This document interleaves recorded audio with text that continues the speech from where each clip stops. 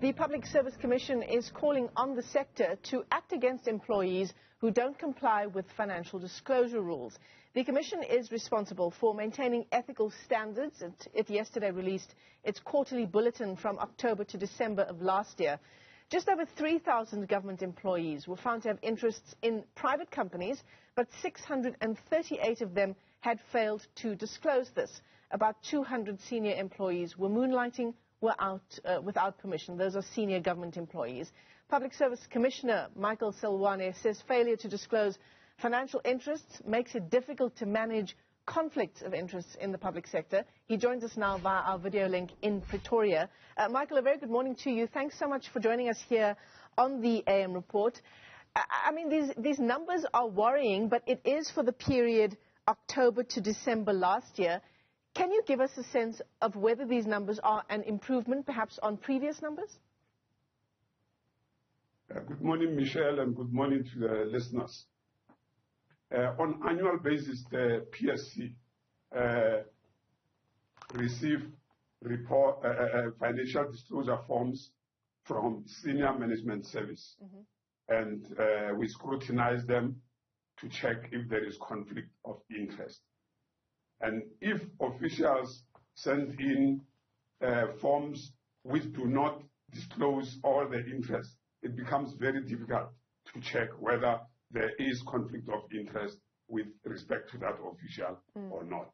However, there's been a significant improvement in terms of the submission of forms. The officials are expected to submit by the 30th of April to the heads of department, and the head of department himself or herself has to submit to the minister or MEC in the provinces. And then previous year, 18-19, it was 97%, and there is an increase in the 19-20 of 1 percentage point. That 1 percentage point, so it's 98%. However, we expect that all officials, 100%, should be able to submit. That 2% which has not submitted is cause for concern. And then we'll continue engaging with the officials with departments to ensure that all senior managers do submit their disclosures. And within the 2% that did not submit, it involves some of the senior managers, including managers in the State Security Agency, who have not been declaring in the previous financial years on the basis that, is a State Security Agency and they don't have to declare. Yeah. But in terms of the Public Service Act, State Security Agency is a government department, and as a government department, the officials at senior management level are expected to submit the disclosure. So we engaged with the Department of State Security Agency about their need to disclose, and then they agreed at the end of the day that they have to disclose. However, they did not disclose by the time we finalized the report. Yeah. I mean, one other issue that the report also highlights is the failure of heads of department to take action against employees who fail to adhere to these financial disclosure rules as well. Yeah. Our area of concern, because as a Public Service Commission, our mandate is to ensure that the public service is effective and efficient. Now, part of the effectiveness is to ensure that if there are officials who are not complying with the law, the heads of department must hold those officials accountable. Sometimes there must be disciplinary action, and if need be, written warnings will be issued, and final written warnings, or even dismissal at the end of the day. Yep. Once officials realize that when they do wrong things, nothing happens to them, they do tend to continue with the wrong thing. So consequence management is what we are encouraging departments to do at all times, because it will go a long way in stopping officials from not complying with the regulations. regulations and the law. And in fact, Michael, it's something that President Cyril Ramaphosa also honed in on. He mentioned this issue in one of his weekly open letters to the country. I believe it was at the beginning of March, this issue around rooting out corruption among public service officials. And that's what this is about, isn't it? It's not just about having a side hustle aside from your job as a public servant, but it's about rooting out corruption at the end of the day. Yeah, it is important to note that senior management service members are given the custodial role of looking after the public resources.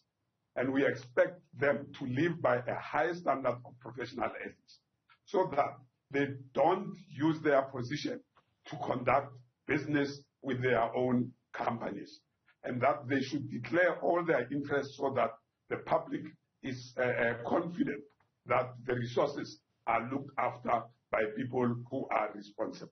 So if they are not declaring their financial interest, it may mean that there is something to hide.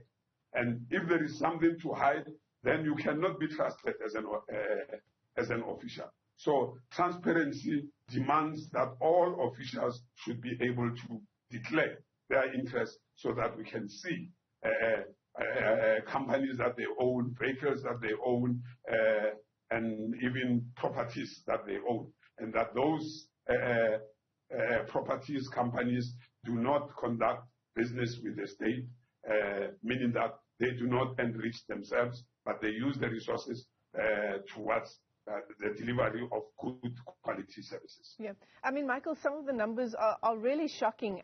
It might be a small percentage, but if you take it down to the numbers, this report by the Commission finding that over 1,500 senior managers in public service are engaged in activities that would be construed as a conflict of interest. Can you break it down for us provincially? I see that the report has flagged 2 heads of department in Gauteng and the Northern Cape, but which provinces are you seeing this happening the most? You know, I'm not having a breakdown of all the provinces, but we tabled a report in Parliament some 2-3 weeks back, which is called Overview of Financial Disclosure Framework. And that report goes into detail about each and every province, how many senior officials, and then which ones have declared and which ones are involved in conflict of interest. And that gives all the details, even all the departments at national level.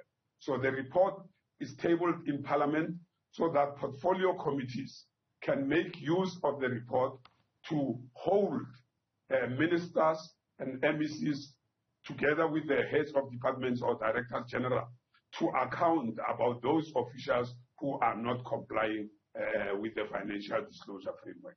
So the report has all the necessary details. Unfortunately, I don't have the full report where I can break it down at the moment. But it's covered extensively in that report, which is tabled and is a public report that media and members of the public can access that report.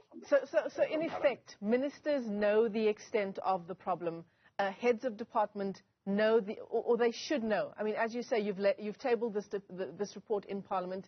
It is open to the public as well. But ministers, heads of department, they know the extent of the problem, and in effect, there's no excuse for not dealing with it.